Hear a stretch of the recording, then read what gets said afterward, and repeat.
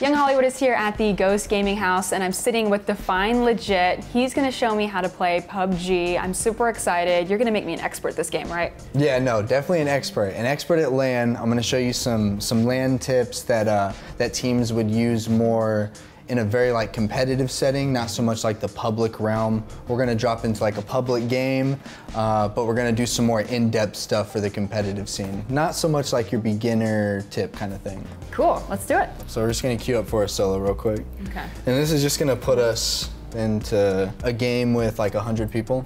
So right now I've got like 40 seconds until I drop in. If I wanted to, I could just, the whole time we've been in here, I could have ran, you know, wherever I want to go. The only thing is I can't find a car. That's the only difference. In this little lobby right here, even though it is the map we'll play on, there aren't any cars spawned in yet. So in 25 seconds, we're gonna be popped into an airplane and we're gonna, you know, get flown in, drop down. And what we're gonna really focus on is what we would do for a LAN event, for a tournament. And what that means is like money is on the line. So I'm gonna show you like the things that we're gonna focus on here. So right now, the first thing we would do is just kind of look at the plane because you're gonna wanna see exactly what the plane route is. Okay. So you know what people can reach, what they can't reach, what they can reach in certain ways. Like we'll do something interesting here. We'll and you don't know where the plane is taking pretty early. No, well, you know the plane's line is gonna be going down this way, so I do now know that. So as we're going out the plane, we'll be watching the backside to see where all the teams are going. But what I'm gonna do that's interesting here is I'm gonna take a car here, and I'm gonna go all the way down to the south. And the reason being is because I know that nobody is really down on that south side because of this plane route. And for the first like 10, 15 minutes, if we're playing very serious, obviously you play serious at LAN, what you're gonna wanna do is get a vehicle in a situation like this and avoid people. So right here, we're looking around, we're trying to find a vehicle. There's a truck over here actually. One's burnt out, the other one should be an actual pickup truck. So we're gonna go over there, and what I'm gonna do is free look around, so I'm holding down Alt, and I'm just trying to see what's going on. In this game, I need to gather as much information as I possibly can. So right now I wanna know what variables are around me, what they're gonna do, if they can shoot me. There are a few people, if they landed in a few spots and got a gun quickly, they could actually end up shooting me, especially in like a solos matches, which is what we're in. So the circle hasn't popped yet. As you can see, people are already dying in the top right over here. And so what's gonna happen is in a few seconds, the circle will pop. I'm gonna be driving down south here over to Valdemar, right down at the bottom. This whole map is kind of structured after like Spanish culture, like Mexico, that kind of thing, up in the mountains. It's honestly like a really beautiful map just to like look around and play in. This is the second map that's come out. But as all these players are dying, you see the circle pop. So what we're gonna do now is look at this. We have 4 minutes and 50 seconds. So we're gonna drive down here knowing we have that time. We know we're gonna spend like another minute, maybe max, driving down here.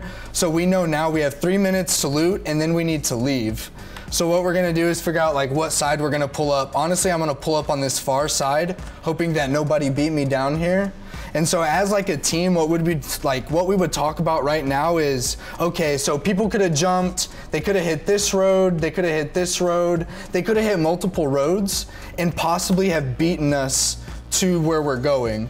And so what you do with that free looking around is you see their trajectory, yeah, and you try and figure out exactly like, all right, is that guy going for a road over to my far left, 300 meters away, or is he going to the city? Because it can matter, because if he just gets a car and skips the city, he might then drive down one of these other roads and go to somewhere where I want to go. So it's like, in this game, it's a lot of keeping, as many puzzle pieces, yeah, as many variables as I can keep in my head. I want to do that. And so I'll just pull over right here. I'll come down in here. Hopefully we don't hit a tree. Sometimes you hit a tree. There's been an update where the grass is very slidey. So this is one of the games where you'll find more realism than most games. And so the grass, when you get too fast, it actually slides. So right now we're going into our looting phase, and we have 3 minutes left. And you're gonna get weapons here? Yeah, so we're getting weapons. So there's an AK, there's a 8x right here, and this is a Winchester. So this Winchester is only for this map. And it can't even have a scope on it, like this AK with the scope right here. And so right now in a solo, what I would be doing if we were playing a solo event at a tournament, which you normally just play squads, pulling up like this is I would really be listening. Somebody could very well have heard everything I just did, and they could be running to me. And they would be running to me when I had no loot.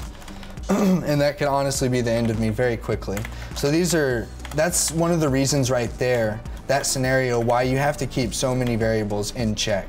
Because you really want to know what you're driving into. And if you don't know what you're driving into, like 9 times out of 10, you can, come into a surprise party very easily. Such a rush.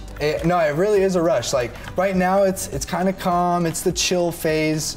It's a little more hectic as a player right now because this is solo, so there's so many variables and so many different spots. For squads, you have 4 people who generally move together. So that's 4 people who are now kind of like one in a way. And so it kind of frees up the map. But now in solos, somebody could have been going to a city over here and they saw another person going and then they see a car off here. So they jump in the car and they come down to my area because they want to loot safe. Yeah. But it's not really safe. And so it's like solos is interesting in that way. There's a lot of things that can happen that are very unexpected. And what are you doing now? Are you looting again? Yeah, so right now I'm looting. I'm nowhere near finished looting. Like, I have a vest, I have a helmet, I have a sight, but what I have is I have a 8 times with an AK, which isn't very good. Very, very hard to control. It's not gonna do good for up close. Up close while I'm in the city, I'll have to zoom in like that with it. I scrolled out with it and like brought the sight back in. So I'm gonna loot a little more. On the desert map, you're always gonna wanna grab that colored helmet instead of the gray helmet that you see there. They're both the same level 2 helmet, but yeah. And so now I just found a sight that's more appropriate. So now it's getting a little better, but we're still not, we don't have any meds. We don't have like a good amount of the essentials. We still have a minute to work with. And you also have to remember that the circle is going to be moving. So right now at land, we would have honestly probably already been sending a player to the circle. And when you send somebody into the circle in a competitive setting, what you're going to do is send them to the opposite side of what you think is the most populated area. So watching that plane is very big. You can tell like there's a lot of people on the West Coast, so we know we're going to have to go East Coast. And so it's like, well, do we need to come in from the north side and take a long drive, or do we need to come in from the south? And a lot of that is just simply based on who are we gonna run into while we're driving? Because a big thing in competitive is making sure that you don't get killed in transition. And what's inside the circle? Inside the circle is a safe zone. So in 10 seconds, the blue's gonna start to pop, and it's this blue electrical field, and it's gonna start moving in and closing in on the zone. Once it hits the edges, it's gonna recircle even smaller and smaller and smaller and smaller until everyone's killed themselves, or the zone has killed everyone but one person. It all comes down to one person, one team, a duos, a squads, and then that would be the team that would win. And so there's a ton of different metas that you can go with. So right now this zone's moving in right here, and team solo mid, they kind of like to loot in blue is what we call it. And so I could stay in these buildings, let the blue hit me, and loot for more meds. But just so I can show you a little more stuff, just strategic wise, because as big as gunfights are in this game, once you get to a pro level, everybody is, everyone's pretty much as good as the other person at that point. So the big thing is the outplay of strategics, is the outplay of really being able to predict and like outposition other teams and, beat them to certain spots that you want to get to. This is high level predictions, risk reward, weighing out the odds. We just got hit by the blue. So what's gonna happen now is I might loot for just a little bit more, and then I'm gonna go ahead and leave. And the reason being is because I don't have much meds. Staying in the blue for long without meds is a complete risk. If I risk it too much, you might even just die to blue in a really weird case scenario if you can't get out with your vehicle. So how do you find meds? You just look in all these different Yeah, you just look houses? in all of the houses, all of the buildings. Sometimes there'll be stuff like right there, just sitting in garages. You'll just go in and find things. Teams, they have their preference on how long they want this phase to be. We normally have a very short looting phase. you know, 2 or 3 minutes ago, we would have sent a player over here somewhere to hold something for us by themselves. So and the they would shorter have the looting, the better. Yeah, well, in squads, absolutely, because positioning is so important. So in squads, positioning is just incredibly, incredibly important. Right now, I'll be coming in on probably not a very populated side. It's solos. There's only 33 people left, so I can do something a little different than what we would do in squads.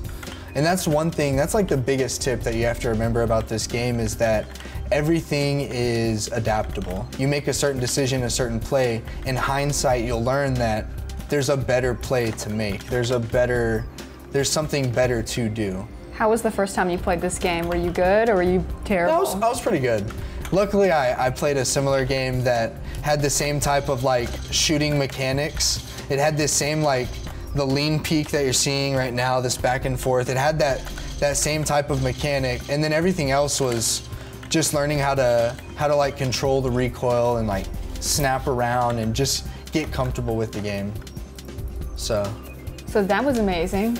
Yeah, it's interesting. You are in the zone. You totally change when you start playing this game. Oh yeah, 100%. There's a lot that goes into PUBG if you're trying to play competitively. You hadn't even gotten to the hard part of the game, right? Yeah, I mean, you hadn't gotten to the fighting part yet. None of that was the hard part. That was I wanted to show you guys like the underlining belly of the game, like what it takes to go from just a casual player to a pro. What do you think is the hardest part about this game? The hardest part is transitioning. The hardest part in like a competitive pro setting, when we're scrimming or like playing league games or something, the hardest part is 100% transitioning. Like you can get shot out of your car from tons of different situations, and honestly a lot of it in our world is taking that L and like getting shot out of the car and going back and talking and being like, you know, what could we have done to know that they were there? Like, was there any way to know and predict it? Was there another way to drive? Was there, you know, you have to go over and critique yourself, and there's so much hindsight in this game, so. I think I learned a lot. I think I could be pretty good at this game. Maybe. Like, if you got the hand-eye coordination to shoot, all it takes is a little bit of brain, so definitely. Thanks for the training. Good. No, 100%. And thanks for having us at your house too. No, it's very nice. Thank you for coming in, honestly. Having you guys here has been like super fun, so thank you so much for coming in. It's been a blast.